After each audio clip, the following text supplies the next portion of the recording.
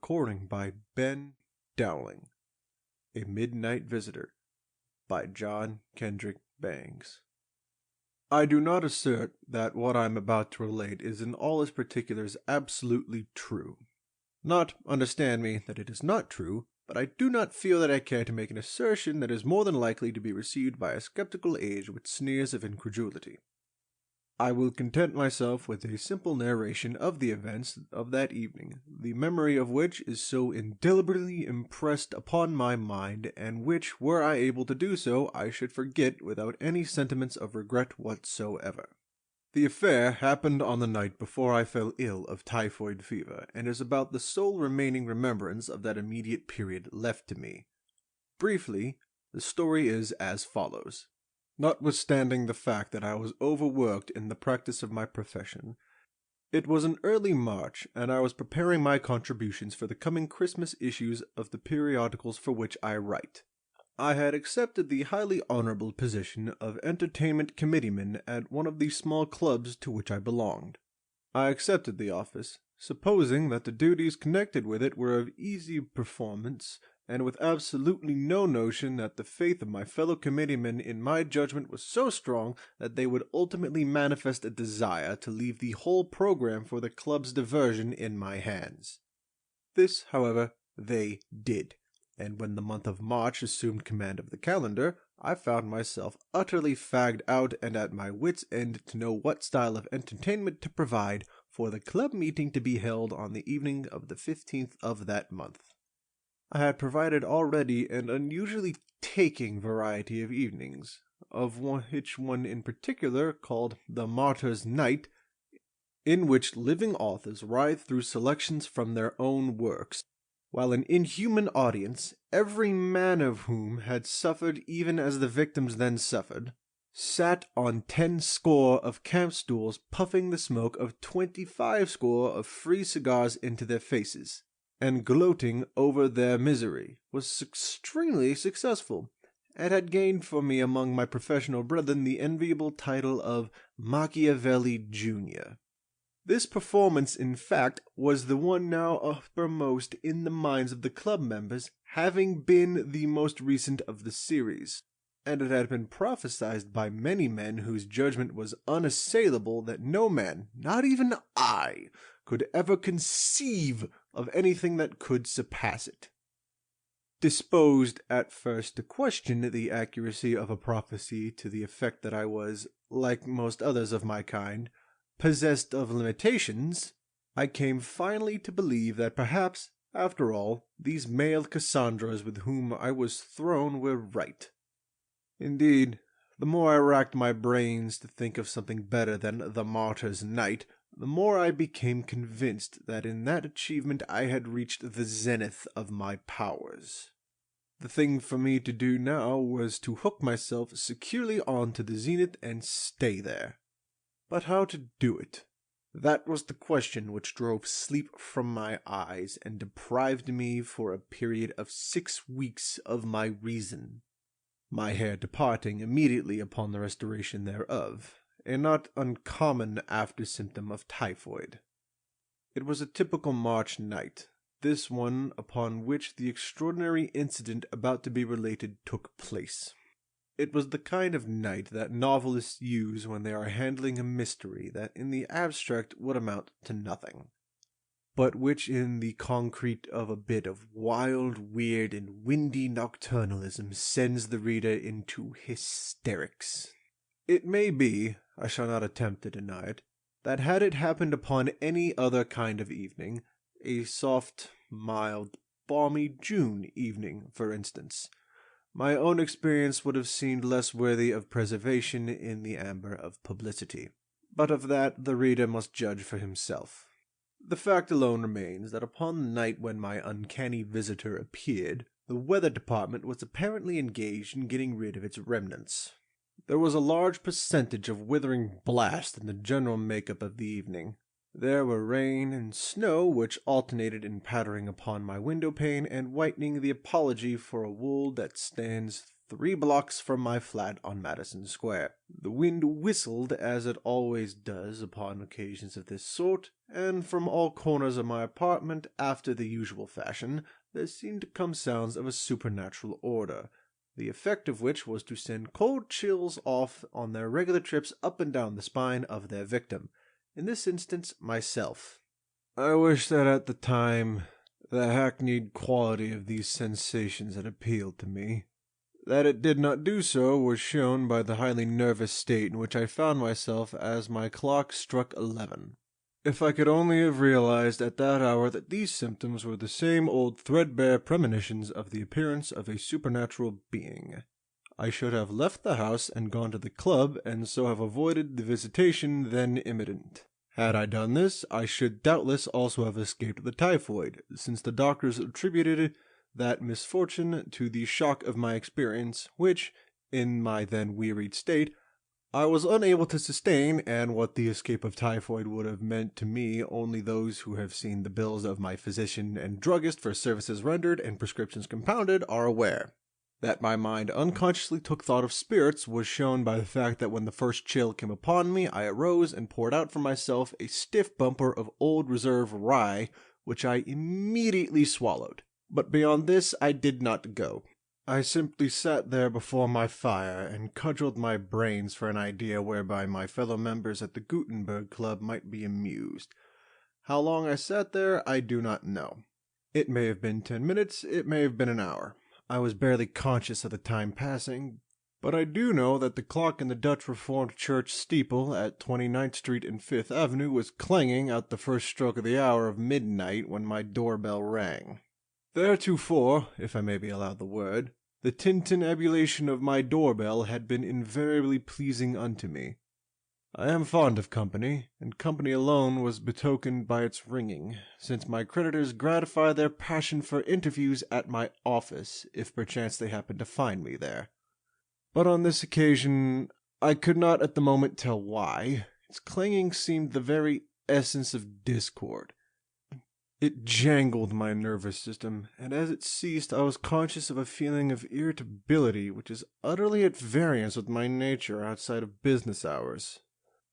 In the office, for the sake of discipline, I frequently adopt a querulous manner, finding it necessary in dealing with office boys, but the moment I leave shop behind me, I become a different individual entirely and have been called a moteless sunbeam by those who have seen only that side of my character.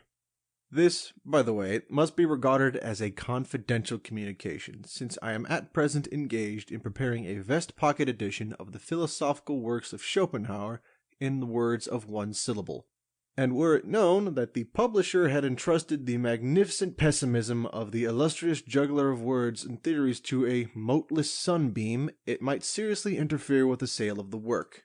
And I may say, too, that this request that my confidence be respected is entirely disinterested, inasmuch as I decline to do the work on the royalty plan, insisting upon the payment of a lump sum, considerably in advance.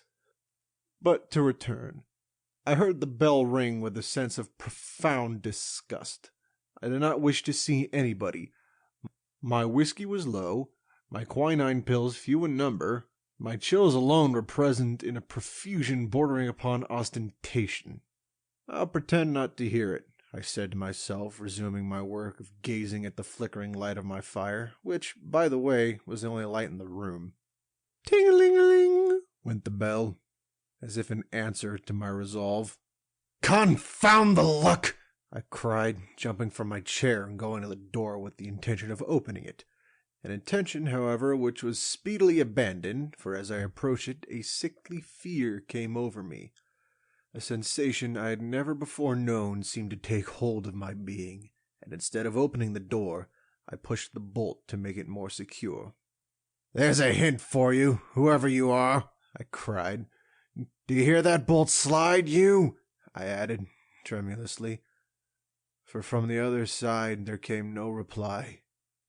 Only a more violent ringing of the bell. "See here," I called out, as loudly as I could. "Who are you, anyhow? What do you want?" There was no answer, except from the bell, which began again. Bell wire's too cheap to steal, I called again. If you want wire, go buy it. Don't try pull mine out. It isn't mine anyhow. It belongs to the house. Still, there was no reply, only the clanging of the bell. And then my curiosity overcame my fear, and with a quick movement, I threw open the door. "Are you satisfied now?" I asked, angrily. But I addressed an empty vestibule. There was absolutely no one there, and then I sat down on the mat and laughed. I was never so glad to see no one in my life. But my laugh was short-lived. What made the bell ring? I suddenly asked myself, and then the feeling of fear came upon me again. I gathered my somewhat shattered self together, sprang to my feet, slammed the door with such force that the corridors echoed to the sound, slid the bolt once more, turned the key, moved a heavy chair in front of it, and then fled like a frightened hare to the sideboard in my dining room. There, I grasped the decanter holding my whiskey, seizing a glass from the shelf, and started to pour out the usual dram, when the glass fell from my hand and shivered into 1,000 pieces on the hardwood floor, for as I poured, I glanced through the open door, and there in my sanctum the flicker of a random flame divulged the form of a being, the eyes of whom seemed fixed on mine, piercing me through and through. To say that I was petrified but dimly expresses the situation. I was granitized, and so I remained, until by a more luminous flicker from the burning wood I perceived that the being wore a flaring red necktie. He is human, I thought, and with the thought the tension on my nervous system relaxed, and I was able to feel a sufficiently well-developed sense of indignation to demand an explanation. "This is a mighty cool proceeding on your part," I said, leaving the sideboard and walking into the sanctum. "Yes," he replied, in a tone that made me jump. It was so extremely sepulchral, a tone that seemed as if it might have been acquired in a damp corner of some cave of the earth. "But it's a cool evening." "I wonder that a man of your coolness doesn't hire himself out to some refrigerating company," I remarked with a sneer which would have delighted the soul of Cassius himself.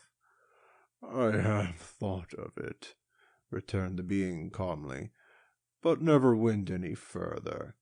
Summer hotel proprietors have always outbid the refrigerating people, and they in turn have been laid low by millionaires, who have hired me on occasion to freeze out people they don't like, but who have persisted in calling. I must confess, though, my dear Hiram, that you are not much warmer yourself. This greeting is hardly what I expected." "Well, if you want to make me warmer," I retorted hotly, "just keep on calling me Hiram. How the deuce did you know of that blot on my escutcheon, anyhow?" I added, for Hiram was one of the crimes of my family that I tried to conceal, my parents having fastened the name of Hiram Spencer Carrington upon me at baptism for no other reason other than my rich bachelor uncle, who subsequently failed and became a charge upon me, was so named. "I was standing at the door of the church when you were baptized," returned the visitor, "and as you were an interesting baby, I have kept an eye on you ever since. Of course I knew that you discarded Hiram as soon as you got old enough to put away childish things, and since the failure of your uncle, I have been aware that you desired to be known as Spencer Carrington. But to me you are, always have been, and always will be, Hiram." "Well, don't give it away," I pleaded. "I hope to be famous someday, and if the American newspaper paragrapher ever got a hold of the fact that once in my life I was Hiram, I'd have to hire him to let me alone." "That's a bad joke, Hiram," said the visitor, "and for that reason I like it, though I don't laugh.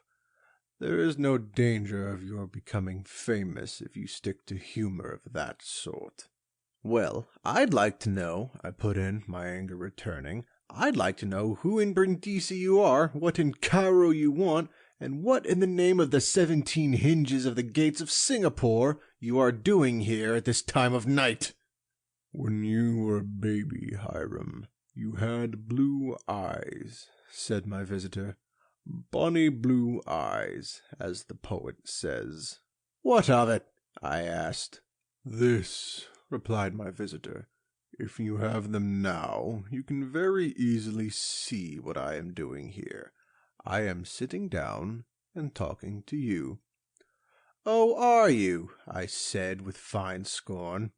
I had not observed that. The fact is, my eyes were so weakened by the brilliance of that necktie of yours that I doubt I could see anything, not even one of my own jokes. It's a scorcher, that tie of yours. In fact, I never saw anything so red in my life. I do not see why you complain of my tie, said the visitor. Your own is just as bad. Blue is never so withering as red, I retorted, at the same time caressing the scarf I wore.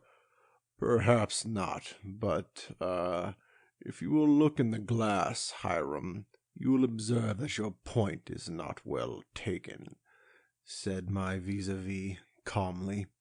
I acted upon the suggestion and looked upon my reflection in the glass, lighting a match to facilitate the operation. I was horrified to observe that my beautiful blue tie, of which I was so proud, had in some manner changed, and was now of the same aggressive hue as was that of my visitor, red even as a brick is red.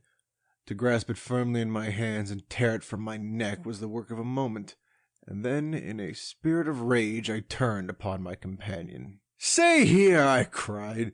"I've had quite enough of you. I can't make you out, and I can't say what I want to. You know where the door is. You will oblige me by putting it to proper use."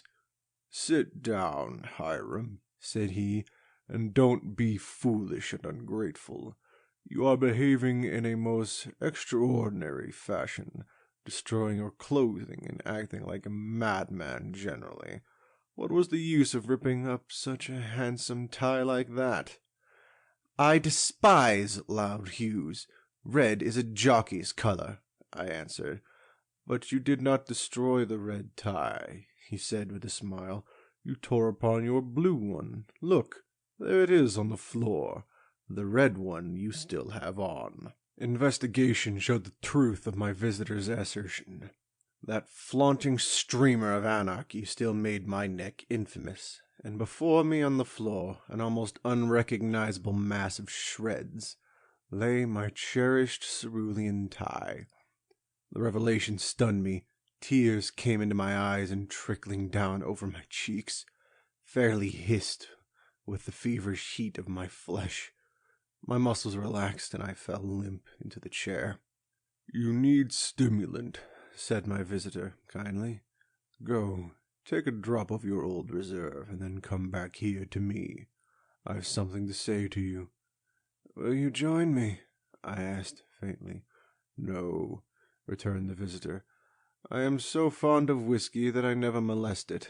That act which is your stimulant is death to the rye. Never realized that, did you?" "No, I never did," I said meekly. "And yet you claim to love it." "Bah!" he said. And then I obeyed his command, drained my glass to the dregs in return. "What is your mission?" I asked, when I had made myself as comfortable as was possible under the circumstances. "To relieve you of your woes," he said. "You are a homeopath, I observe," said I with a sneer. "You are a homeopath in theory, and an allopath in practice." "I am not usually unintelligent," said he. "I failed to comprehend your meaning. Perhaps you express yourself badly." "I wish you'd express yourself for Zululand," I retorted hotly. "What I mean is, you believe in the similius similibus business, but you prescribe large doses. I don't believe troubles like mine can be cured on your plan. A man can't get rid of his stock by adding to it." "Ah, I see. You think I've added to your troubles. I don't think so, I answered, with a fond glance to my ruined tie. I know so. Well, wait until I have laid my plan before you, and see if you won't change your mind, said my visitor significantly. All right, I said. Proceed. Only hurry. I go to bed early as a rule, and it's getting quite early now. It's only 1 o'clock, said the visitor, ignoring the sarcasm. But I will hasten, as I've several other calls to make before breakfast. Are you a milkman? I asked. You are flippant, he replied. But Hiram, he added, I've come here to aid you in spite of your unworthiness. You want to know what to provide for your club night on the 15th. You want something that'll knock the Marty's night silly. Not exactly that, I replied. I don't want anything so abominably good as to make all the other things I have done seem failures. That is not good business. Would you like to be hailed as the discoverer of genius? Would you like to be the responsible agent for the greatest exhibition of skill in a certain direction ever seen?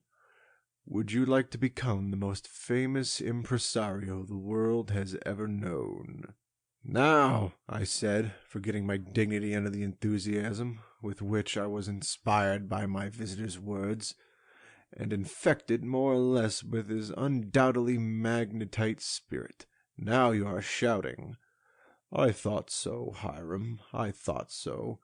And as to why I am here, I saw you on Wall Street today, and read your difficulty at once in your eyes, and I resolved to help you. I am a magician, and one or two little things have happened of late to make me wish to prestidigitate in public. I knew you were after a show of some kind, and I've come to offer my services. Oh, pfft, I said. The members of the Gutenberg Club are men of brains, not children. Card tricks are hackneyed, and sleight of hand shows pall. Do they indeed? Said the visitor. Well, mine won't. If you don't believe it, I'll prove to you what I can do. I have no paraphernalia, I said. Well, I have, said he, and as he spoke, a pack of cards seemed to grow out of my hands. I must have turned pale at this unexpected happening, for my visitor smiled and said, Don't be frightened. That's only one of my tricks. Now, choose a card, he added, and when you have done so, toss the pack in the air. Don't tell me what the card is. It alone will fall to the floor. Nonsense, said I. It's impossible. Do as I tell you. I did as he told me, to a degree only. I tossed the cards in the air without choosing one, although I made a feint of doing so. Not a card fell back onto the floor. They every one disappeared from view in the ceiling. If it had not been for the heavy chair I had rolled in front of the door, I think I should have fled. How's that for a trick? Asked my visitor. I said nothing, for the very good reason that my words stuck in my throat. Give me a little creme de menthe, will you, please? He said, after a moment's pause. I haven't a drop in the house, I said, relieved to think that this wonderful being could come down to anything so earthly. Tch, Hiram, he ejaculated, apparently in disgust. Don't be mean, and, above all, don't lie. Why, man, you've got a full bottle of it in your hand. Do you want it all? He was right. Where it came from I do not know, but beyond question the graceful, slim-necked bottle was in my right hand, and my left held a liqueur glass of exquisite form. Say, I gasped, as soon as I was able to collect my thoughts, what are your terms? Wait a moment, he answered. Let me do a little mind-reading before we arrange preliminaries. I haven't much of a mind to read tonight, I answered wildly. You're right there. It's like a dime novel, that mind of yours tonight. But I'll do the best I can with it. Suppose you think of your favorite poem, and after turning it over in your mind carefully for a few minutes, select 2 lines from it, concealing them, of course, from me, and I will tell you what they are. Now, my favorite poem, I regret to say, is Lewis Carroll's Jabberwock, a fact I was ashamed to confess to an utter stranger, so I tried to deceive him by thinking of some other lines. The effort was hardly successful, for the only other lines I could call to mind at the moment were from Rudyard Kipling's rhyme The Post That Fitted, and which ran, "Year by year, in pious patience, vengeful Miss Boffin sits waiting for the Sleary babies to develop Sleary's fits." Ejaculated my visitor. "You're a great Hiram, you are." And then, rising from his chair and walking to my poet's corner, the magician selected 2 volumes. "There," said he, handing me the departmental ditties, "you'll find the lines you tried to fool me with at the foot of page 13. Look." I looked, and there lay that vile Sleary sentiment, in all the majesty of type, staring me in the eyes.